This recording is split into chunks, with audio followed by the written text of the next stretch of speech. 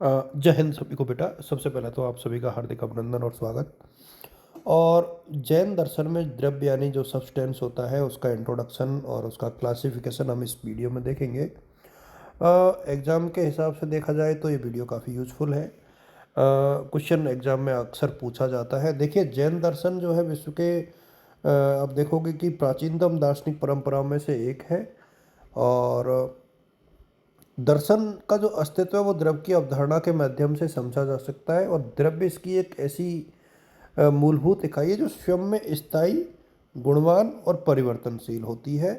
Jain metaphysics के अनुसार संपूर्ण ब्रह्मांड इन्हीं द्रव्यों से निर्मित, संचालित और नियमित होता है। तो ये जो द्रव्य है वो कौन कौन से हैं और किस प्रकार से इनको क्लासिफाई किया है, तो ध्यान रखना।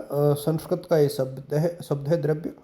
और द्रव्य का अर्थ क्या है? देखिए, जो अस्तित्व में हो, जिसमें एक गुण हो और पर्याय परिवर्तन हो, ये चीज़ें इसमें होनी चाहिए। जैन आचार्यों ने द्रव्यों के 3 लक्षणों को परिभाषित किया है, जिसमें उत्पत्ति, विनाश और स्थायित्व। ध्यान रहे, उत्पाद, व्यय और द्रव्य यानी स्थायित्व। प्रत्येक द्रव्य अपनी पर्यायों में बदलता रहता है किंतु मूल सत्ता में अपरिवर्तनीय रहता है। ध्यान रहे, इस अवधारणा ये जो अवधारणा वो पश्चिमी दर्शन के सब्सटेंस की अवधारणा से भिन्न है और ज़्यादा रिच है। जैन दर्शन के वर्गीकरण को आप देखोगे कि इन्होंने द्रव्य को चेतन और अचेतन यानी जीव द्रव्य और अजीव द्रव्य में विभाजित किया है। कुल 6 द्रव्य इन्होंने माने हैं जैन दर्शन में। तो ये आपको याद रखना है। एक द्रव्य है चेतन, आत्मा से युक्त सचेत द्रव्य होता है। अजीव द्रव्य यानी जो प्रकृति के 5 मूलभूत द्रव्य है वो। अब इनको एक एक करके हम लोग आगे देखेंगे कि ये 6 द्रव्य कौन कौन से हैं। देखिए, जैन दर्शन के अनुसार ब्रह्मांड में जो है 6 द्रव्यों से मिलकर बना हुआ है।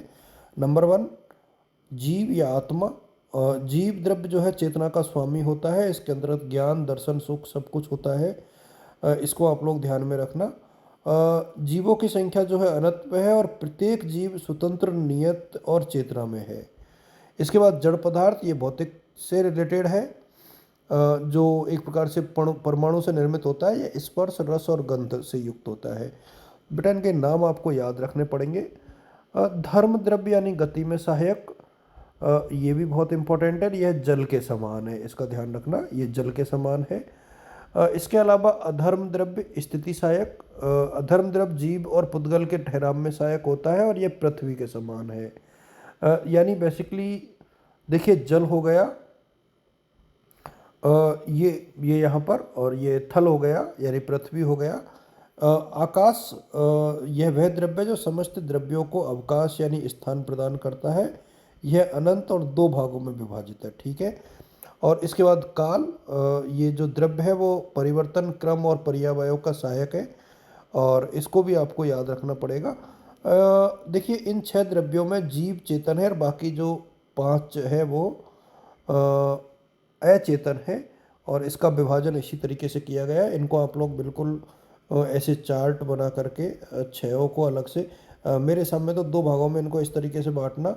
पहले ए जीव द्रव्य और फिर अजीब अजीब यानी जो जड़ है वो। इनको अलग अलग आप लोग देखना और उस हिसाब से लिखोगे तो मेरे सामने आंसर आपके अच्छे आएंगे। प्रत्येक तरफ के लक्षण, गुण और उनमें परस्पर संबंध होते हैं। देखिए, मैं आपको बता दूं कि स्क्रीनशॉट आप लोग ले लेना इनका, क्योंकि स्क्रीनशॉट लेकर के आप पढ़ोगे तो फ़ायदा भी होगा। द्रव्य के लक्षण कौन कौन से हैं? देखिए, जीव द्रव्य के लक्षण कौन कौन से हैं? इसमें चेतना होती है, अनंत ज्ञान होता है, अनंत सुख होता है, अनंत शक्ति का स्वामित्व, अनंत वीर्य होता है, अनंत दर्शन होता है, सम्यक अनुभव की क्षमता होती है। पुद्गल द्रव्य के प्रमुख गुण कौन कौन से होते हैं? तो पुद्गल द्रव्य में जो है स्पर्श होता है, रस होता है, गंध होता है, वर्ण होता है और शब्द बंध होते हैं। इसको आप लोग थोड़ा सा बिल्कुल स्क्रीनशॉट लेकर के देखोगे तो ये द्रव्य आपके समझ में आ जाएगा। धर्म द्रव्य की बात करोगे तो इसके लक्षण गति का उपकारक होता है, व्यापकता होती है, अरूप होते हैं, और उपमा होती है। अद्रव्य में लक्षण में स्थिति उपकारक होती है। संपूर्ण लोक की बात होती है। अरूपी, अमूर्त और निष्क्रिय होते हैं। उपमा होती है। इसी प्रकार आकाश की बात करोगे तो लक्षण में स्थान देना होता है। लोक और अलोक दोनों होते हैं, अनंत होते हैं। लोकाकाश और अलोकाकाश होते हैं। काल द्रव्य में परिवर्तन, एक एक प्रदेश पर स्थित और असंख्यात परमाणु। तो ये चीज़ें आपको ध्यान रखनी होगी और ये किस तरीके से एक दूसरे से जुड़े हुए हैं। देखिए जीव जो है इसमें मध्य में रहता है और इसके आसपास जो है बाकी जो आपके गुण हैं वो द्रव्य द्रव्य जो है वो एक दूसरे के साथ जुड़े हुए रहते हैं। और इस प्रकार से आप एक चीज़ को नोट करके चलना कि जैन द्रव्य वर्गीकरण का जो दार्शनिक महत्व है वो बहुत ज़्यादा है। जैन दर्शन केवल अकादमिक संरचना नहीं है बल्कि ये जीवन की दार्शनिक संरचना भी है जो हमारे आत्मज्ञान, कर्म के सिद्धांत और मोक्ष के मार्ग को वैज्ञानिक आधार प्रदान करती है। ये बहुत महत्वपूर्ण है अपने आप में। ज्ञान मीमांसा, नैतिक उपयोगिता और वैज्ञानिक समांतरता और मोक्ष के सिद्धांत का इससे सीधा सीधा संबंध है और आपको ये बहुत अच्छे से याद करना चाहिए, एक दूसरे से जुड़े हुए हैं। सम्यक ज्ञाना, जीव पुद्गल भेद, कर्म बंधन से प्रयास और आत्मा की शुद्धि, ये सब कुछ इसका हिस्सा है। जैन दर्शन का जो द्रव्य वर्गीकरण है इस अर्थ में भी महत्वपूर्ण है कि यह अनेकांत दृष्टि का आधार है। देखिए जो जीव को जानता है ना वह अजीव को भी जानता है, तो और जो दोनों को जानता है वह बंध मोक्ष को भी जानता है। यही जैन ज्ञान की पराकाष्ठा है।